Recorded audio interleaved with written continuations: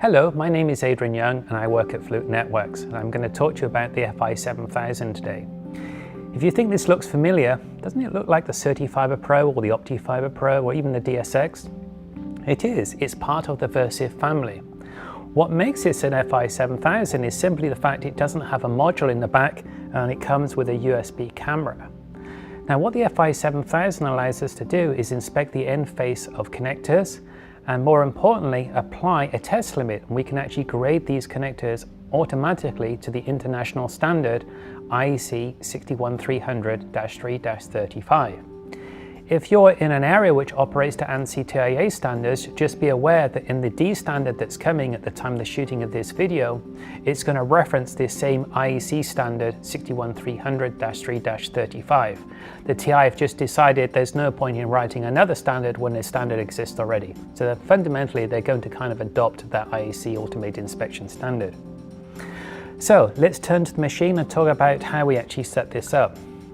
So, just like we did in all our other videos in this series, the CertiFiber Pro and the OptiFiber Pro, we're talking about configuring a test limit. Here's my test limit. I can tap on it.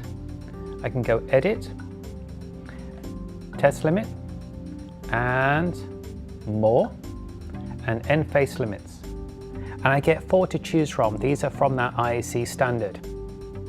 The first one here ends in MM. That's for multi-mode connectors. Whether it's field polish or factory polish, you get to use one limit.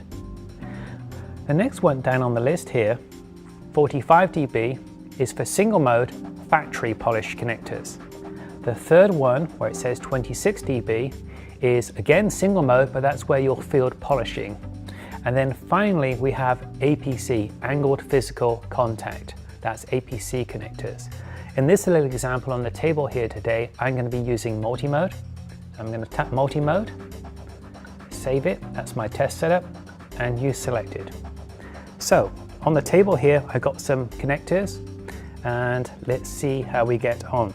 So I'm going to plug my FiberInspector in,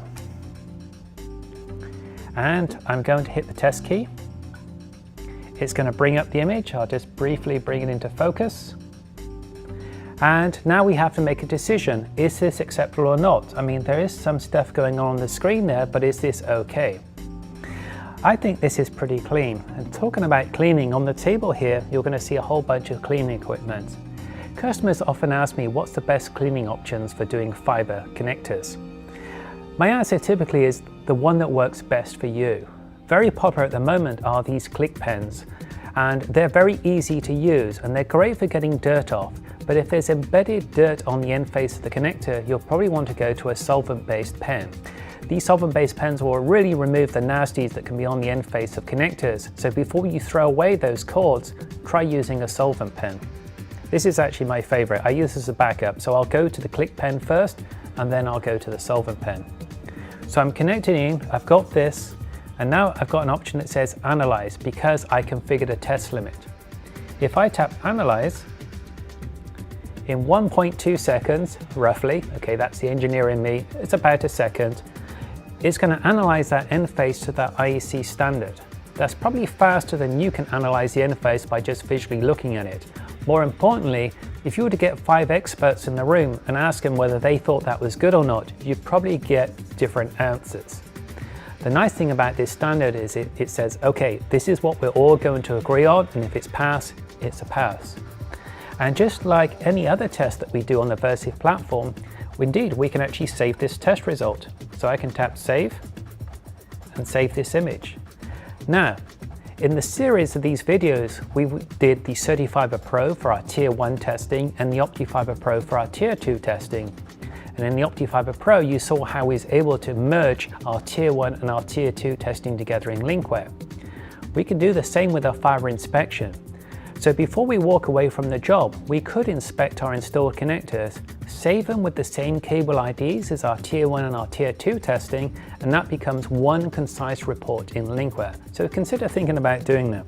So what I'm going to do now is I'm going to have a look at the end face of this image, and this is going to be my connector that I installed, and it should be nice and clean. Play, everything looks good there, tap Analyze, and it comes up with pass. So This could be my test reference code. This could be my installed connector. So what happens if the test reference code is dirty? I'm going to make it dirty by just tapping my thumb on the end there. Let's go and inspect this connector again.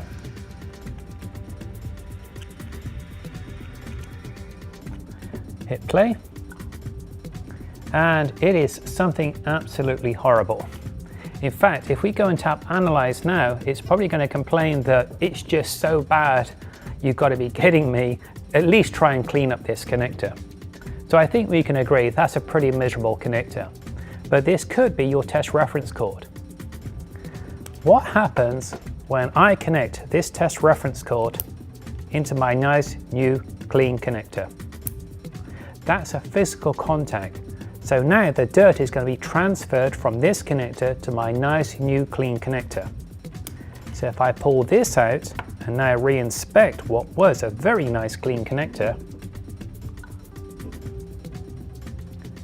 it's not clean anymore. That dirt is transferred across. If I tap Analyze, sure enough, it's failed miserably. And this is one of the dangers that we're constantly seeing in fiber is people have the cleaning equipment, but they don't have the inspection equipment. So they assume that because they've cleaned, it's clean. You don't know it's cleaned until you've inspected it. And you can see the real danger here that you could go through an entire installation and damage every connector in that installation. It's really critical to have inspection equipment. So this is SC here. There are tips in the box here to do ST and LC. There are additional tips to do APC connections as well. There's even a tip to do MPO, MTP connections as well, where you can scan across all 12 fibers on the interface there. This, if you're doing MPO testing, you need one of these and you need one of these, because when you clean an MPO, you're going to be relying on this, and you've got to get all 12 fibers clean at the same time. You're definitely going to need that inspection device. That's the FI7000. Now, again, I just want to emphasize this. If you have a CertiFiber Pro or an OptiFiber Pro, you already have this built into your tester because it's part of the mainframe. You just need the optional camera.